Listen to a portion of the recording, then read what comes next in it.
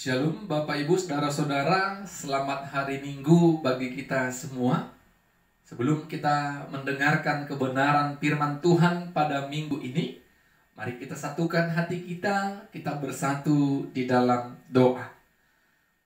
Bapa di sorga, terima kasih kami ucapkan kepadamu ya Tuhan. Besar kasih dan kebaikan Tuhan dalam setiap kehidupan kami. Kami memuji, memuliakan dan mengagungkan nama Tuhan. Kami bersyukur buat setiap kesempatan Tuhan berikan kepada kami, sehingga Tuhan izinkan kami untuk memperdengarkan dan mendengarkan firman Tuhan. Berkati kami dengan kuasa Roh Tuhan. Dalam nama Yesus kami berdoa dan bersyukur. Amin. Saudara-saudara, Bapak Ibu yang diberkati Tuhan, firman Tuhan yang boleh kita dengarkan pada minggu ini dari Lukas pasal 19 ayat pertama sampai ayatnya yang ke-10.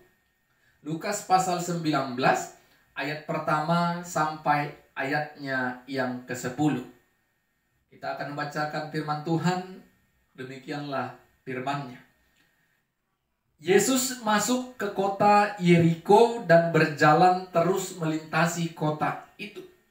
Di situ ada seorang bernama Zakeus, kepala pemungut cukai, dan ia seorang yang kaya. Ia berusaha untuk melihat orang apakah Yesus itu. Tetapi ia tidak berhasil karena orang banyak, sebab badannya pendek. Maka berlarilah ia mendahului orang banyak, lalu memanjat pohon ara untuk melihat Yesus yang akan lewat di situ. Ketika Yesus sampai ke tempat itu, ia melihat ke atas dan berkata, "Zakeus, segeralah turun, sebab hari ini aku harus menumpang di rumahmu." Lalu Zakeus segera turun dan menerima Yesus dengan sukacita. Tetapi semua orang yang melihat hal itu bersungut-sungut, katanya, "Ia menumpang di rumah orang berdosa." Tetapi Zakeus berdiri dan berkata kepada Tuhan, "Tuhan, setengah dari milikku akan kuberikan kepada orang miskin.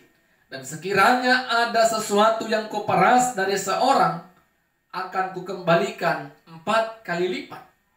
Kata Yesus kepadanya, "Hari ini telah terjadi keselamatan kepada rumah ini, karena orang ini pun anak Abraham. Sebab anak manusia datang untuk mencari dan menyelamatkan yang hilang." Amin. Saudara-saudara, Bapak Ibu yang diberkati Tuhan, tema firman Tuhan bagi kita pada minggu ini, Yesus mencari dan menyelamatkan yang hilang. Yesus mencari dan menyelamatkan yang hilang. Bapak Ibu saudara-saudara, sering kita memandang negatif kepada orang-orang yang memiliki latar belakang sosial yang kurang baik. Kami berikan contoh, ketika seseorang baru keluar dari penjara yang kita sebut dengan mantan narapidana atau napi, sering kita menjadi hakim atas dia, sehingga ketika ada orang yang mendekati dia, bergaul kepada dia, dan berteman kepada dia, sering kita mengatakan, mengapa dia bergaul kepada orang yang berdosa? Sering kita menjadi hakim. Apakah semua mantan narapidana tidak mengalami perubahan? Sebelum kita melihat perubahan mereka, kita cepat menjadi hakim dan mengatakan, orang yang bergaul kepada orang berdosa, kita akan memandang hal yang negatif. Itu pada umumnya. Karena mantan narapidana mempunyai latar belakang sosial yang tidak baik.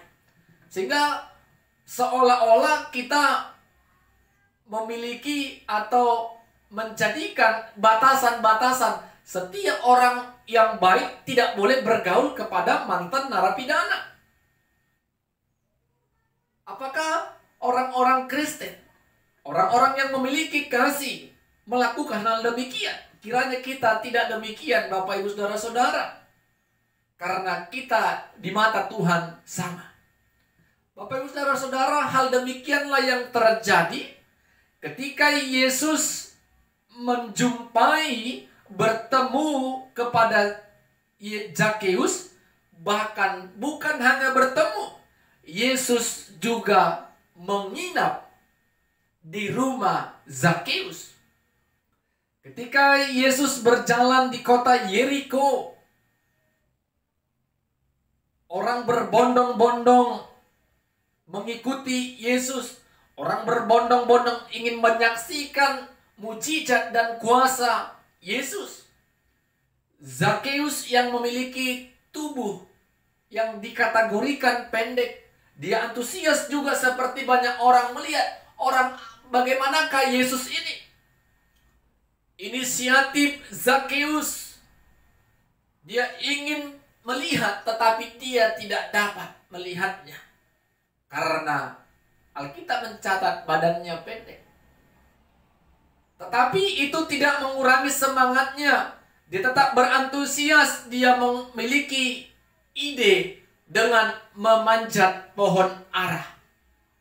Bapak Ibu Saudara-saudara yang diberkati Tuhan, ketika dia memanjat pohon ara, Yesus menghampiri Zakheus. Zakheus, segeralah turun. Aku hendak tinggal di rumahmu. Bapak Ibu Saudara-saudara, ketika Yesus menjumpai dan rindu menginap di rumah Zakheus, orang mulai menceritakan Yesus. Bagaimana bisa Yesus bersama, bahkan tinggal bersama dengan orang berdosa? Kenapa orang pada saat itu mengatakan Zakheus orang berdosa? Zakheus adalah seorang pemungut cukai, kepala pemungut cukai. Dia bekerja di bawah kekaisaran Romawi, pemungut pajak. Bagi orang masyarakat pada saat itu, siapa yang bekerja di bawah kekaisaran Romawi, secara sosial mereka akan dibenci dan dianggap orang berdosa. Bukan hanya itu, pemungut cukai sering memeras masyarakat. Memungut pajak tidak sesuai dengan semestinya. Mereka memeras orang-orang kecil, memeras orang-orang miskin, sehingga masyarakat pada saat itu sangat benci kepada pekerjaan pemungut cukai. Tetapi Bapak Ibu Saudara-saudara, kita lihat apa yang dilakukan oleh Zakheus. Dia merespon anugerah Tuhan yang tadinya dia tidak dapat menjangkau Yesus. Yesus datang menghampiri dia, bahkan menginap di rumahnya. Respon positif disampaikan oleh Zakheus. Tuhan, setengah dari kepunyaanku akan kuberikan kepada orang miskin. Itu yang pertama. Kalaupun ada seseorang yang kuperas, aku akan mengembalikannya 4 kali lipat. Bapak Ibu Saudara-saudara, Yesus berkata, di rumah ini terjadi keselamatan karena dia pun anak Abraham. Jadi Bapak Ibu Saudara-saudara, Yesus katakan, Anak manusia datang menyelamatkan dan mencari yang hilang. Jadi Bapak Ibu Saudara-saudara, kedatangan Kristus Yesus kita bisa pastikan menyelamatkan jiwa-jiwa yang hilang, menyelamatkan jiwa-jiwa yang larut dalam dosa. Kita adalah bagian yang telah diselamatkan oleh Tuhan. Tetapi bagaimana dengan kita? Apakah kita seperti Zakheus yang merespon keselamatan itu, yang merespon anugerah Allah itu dengan mengatakan dengan tegas, Tuhan, setengah dari yang kumiliki akan kuberikan kepada orang miskin. Sekiranya ada orang yang pernah kuperas, akan kembalikan 4 kali lipat. Respon bukan hanya dengan kata-kata, tetapi dia buktikan dengan apa yang dia miliki. Bapak Ibu Saudara-saudara yang diberkati Tuhan, ketika kita memiliki masa lalu latar belakang sosial yang buruk atau kurang baik, Tuhan berikan kesempatan. Terkadang kita tidak merespon dan mendengarkan suara Tuhan. Zakeus saja diberikan Tuhan kesempatan. Walaupun masyarakat sekitarnya memandang dia orang berdosa. Sering kita dikatakan kita adalah orang berdosa. Sering orang mengatakan kita orang berdosa. Apakah itu membuat kita semakin menjauh dari Tuhan dan menjauh dari mereka, bahkan membenci mereka? Bukan. Tapi kita tetap percaya Tuhan memberikan anugerahnya, menyelamatkan kita. Tapi bagaimana kita akan memberikan respon yang positif akan anugerah Tuhan itu? Menyambut anugerah Tuhan itu dengan perbuatan-perbuatan yang berkenan di hadapan Tuhan. Jadilah kita seperti Zakeus. Zakeus yang tetap percaya akan anugerah Tuhan. Zakeus yang merespon anugerah Tuhan dengan positif, dengan memberikan apa yang dia miliki kepada orang lain. Zakeus yang mengaku kesalahannya. Kita percaya, saudara-saudara, Bapak Ibu yang diberkati Tuhan, tidak ada manusia yang sempurna. Semua kita memiliki masa lalu yang mungkin tidak berkenan di hadapan Tuhan.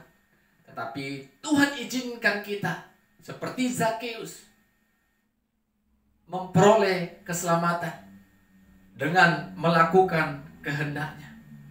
Yesus datang mencari kita. Yesus datang menyelamatkan kita yang hilang. Jadi jangan seolah-olah kita sempurna sehingga kita menjadi hakim atas orang yang melakukan kesalahan.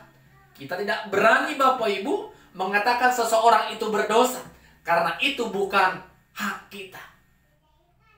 Jangan pernah kita mengatakan dia berdosa, itu kita sudah menjadi hakim. Yang menjadi hakim atas manusia yaitu Kristus Yesus yang akan datang kedua kali ke dunia ini. Jadi mari Bapak Ibu saudara-saudara, kita mensyukuri berkat anugerah Tuhan. Kiranya Tuhan menolong kita, memberkati, melingkupi kita dengan kuasa Tuhan, sehingga segala perbuatan-perbuatan yang berkenan di hadapan Tuhan, itulah yang kita lakukan dalam kehidupan kita. Amin. Kita berdoa. Terima kasih kami ucapkan kepadamu ya Tuhan, buat kebenaran firman Tuhan yang telah kami perdengarkan dan dengarkan bersama-sama. Melalui pemberitaan firman Tuhan, kami percaya Kristus Yesus datang mencari dan menyelamatkan setiap kami yang hilang. Biarlah kami juga merespon suara Tuhan, panggilan Tuhan, dan kami merespon anugerah Tuhan itu dengan melakukan perbuatan-perbuatan yang berkenan di hadapan Tuhan. Roh-Mu yang menolong kami, dalam nama Yesus kami berdoa dan bersyukur. Amin. Shalom Bapak Ibu saudara-saudara, selamat hari Minggu. Tuhan Yesus memberkati kita semua. Shalom jemaat Tuhan yang diberkati Tuhan. Selamat hari Minggu bagi kita semua. Sebelum kita mendengarkan kebenaran firman Tuhan, mari kita bersatu di dalam doa. Bapa di surga, terima kasih kami ucapkan kepadamu ya Tuhan. Kami merasakan berkat, anugerah dan pertolongan Tuhan dalam kehidupan kami. Kami memuji dan memuliakan nama Tuhan. Bapa yang baik, pada saat ini kami mau mendengarkan kebenaran firman Tuhan. Biarlah hati dan pikiran kami dikuasai dengan kuasa Roh Tuhan. Dalam nama Yesus kami berdoa dan bersyukur kepada Tuhan. Amin. Bapak Ibu saudara-saudara yang diberkati oleh Tuhan, firman Tuhan yang boleh kita dengarkan pada minggu ini dari Ulangan pasal 30 ayatnya yang ke-11 sampai ayatnya yang ke-14. Kami akan membacakan kebenaran firman Tuhan. Demikianlah firman-Nya. Sebab perintah ini yang kusampaikan kepadamu pada hari ini tidaklah terlalu sukar bagimu, dan tidak pula terlalu jauh. Tidak di langit tempatnya, sehingga engkau berkata, siapakah yang akan naik ke langit untuk mengambilnya bagi kita dan memperdengarkannya kepada kita, supaya kita melakukannya? juga tidak di seberang laut tempatnya, sehingga engkau berkata, siapakah yang akan menyeberang ke seberang laut untuk mengambilnya bagi kita dan memperdengarkannya kepada kita, supaya kita melakukannya? Tetapi firman ini sangat dekat kepadamu, yakni di dalam mulutmu dan di dalam hatimu, untuk dilakukan. Amin. Bapak Ibu saudara-saudara yang diberkati Tuhan, tema firman Tuhan yang akan kita dengarkan pada minggu ini, mewartakan dan melakukan firman Tuhan. Mewartakan dan melakukan firman Allah. Saudara-saudara yang diberkati oleh Tuhan, seorang ibu akan memberikan kesempatan kepada anak-anaknya untuk memperbaiki kehidupannya. Walaupun terkadang anak-anak sering menyakiti hati ibunya, tetapi hati seorang ibu akan memberikan pengampunan, bahkan kesempatan bagi seorang anak untuk mengalami perubahan. Karena besar kasih ibu kepada seorang anak yang telah dilahirkannya, sehingga dia terus mengasihi anaknya. Dia terus memberikan kesempatan kepada anaknya untuk memperbaiki kehidupannya. Bapak Ibu saudara-saudara yang diberkati oleh Tuhan, firman Tuhan yang kita dengar pada minggu ini, bagaimana Allah juga tetap menaruh kasih-Nya kepada umat pilihannya, yaitu bangsa Israel. Walaupun bangsa Israel, umat Allah, sering menyakiti hati Tuhan, sering menduakan Tuhan, tetapi Tuhan tetap memberikan mereka kesempatan-kesempatan untuk mengalami pertobatan dan perubahan. Meskipun konsekuensi dari kesalahan atau perbuatan dosa tetap berjalan, tetapi di balik konsekuensi itu, di balik hukuman itu, Allah tetap mengasihi mereka. Allah tetap mencintai mereka, sehingga Allah menantikan adanya pembaharuan kehidupan iman percaya mereka. Bapak Ibu saudara-saudara yang diberkati oleh Tuhan, walaupun bangsa Israel menyaksikan mujizat, karya dan kuasa Tuhan sepanjang mereka menjalani kehidupan mereka sampai ke tanah Kanaan, tetapi mereka tetap mengeraskan hatinya dengan menyakiti hati Tuhan dan menduakan Tuhan dengan menyembah Allah-Allah lain. Tetapi kita melihat bagaimana Allah menaruh kasih kepada mereka melalui Musa. Allah memberikan pilihan kepada mereka. Pilihannya kehidupan atau kematian. Ketika umat Israel mau memperoleh kehidupan, maka mereka harus melakukan perintah Allah dengan melakukan perintahnya, mengasihi dan mendengarkan suaranya, sehingga umat Israel boleh memperoleh kehidupan. Atau sebaliknya, jika mereka tetap menyembah Allah-Allah lain, menyembah patung atau Baal-Baal, mereka akan mengalami kebinasaan. Umat Allah diperhadapkan dengan dua pilihan, kehidupan atau kematian.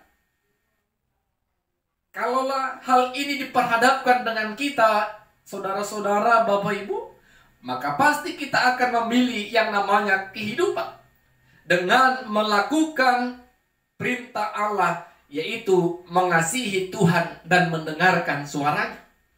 Tema firman Tuhan minggu ini mewartakan dan melakukan firman Allah. Musa mengatakan kepada mereka, sesungguhnya firman Allah itu dekat dalam diri kita, dalam mulut kita dan dalam hati kita. tidaklah jauh, tidak di langit dan tidak di seberang laut. Sehingga kita mengatakan siapa yang akan naik ke langit, siapa yang akan menyeberang ke laut dan menyampaikannya kepada kita. Firman Tuhan itu dekat kepada kita. Sehingga Bapak Ibu Saudara-saudara, tidak ada alasan bagi kita untuk tidak mewartakan dan melakukan firman Allah. Banyak orang yang terpanggil bahkan terpilih dalam kehidupannya untuk mewartakan ataupun memberitakan firman Allah kepada semua orang. Ketika kita dipanggil untuk memberitakan firman Allah, mewartakan firman Allah kepada semua orang, maka itu adalah sebuah anugerah yang sangat luar biasa kita terima. Banyak orang yang rindu mendengarkan firman Tuhan, tetapi kalau tidak ada yang bisa atau mau mewartakannya, maka semua akan menjadi kesia-siaan. Jadi orang yang rindu mewartakan firman Tuhan harus melihat dalam dirinya ada potensi yang besar untuk menjadi berkat, karena banyak orang yang rindu dan menantikan kebenaran firman Tuhan. Ketika firman Tuhan sudah kita dengar, ketika firman sudah kita wartakan, Bapak Ibu Saudara-saudara, apa yang harus kita kerjakan berikutnya? Tentu melakukan firman Allah, melakukan apa yang diwartakan, melakukan apa yang diberitakan. Apa firman-Nya? Apa yang dilakukan? Yaitu mengasihi Tuhan Allah dan mendengarkan suaranya. Seperti yang dikatakan Musa, Bapak Ibu Saudara-saudara, kepada umat Israel. Yang mau diwartakan adalah begitu besar kasih Allah. Walaupun umat Allah sering menyakiti hatinya, tetapi Allah tetap mengasihi mereka dan memberikan kesempatan mereka untuk bertobat, bahkan memberikan kepada mereka pilihan kehidupan atau kematian.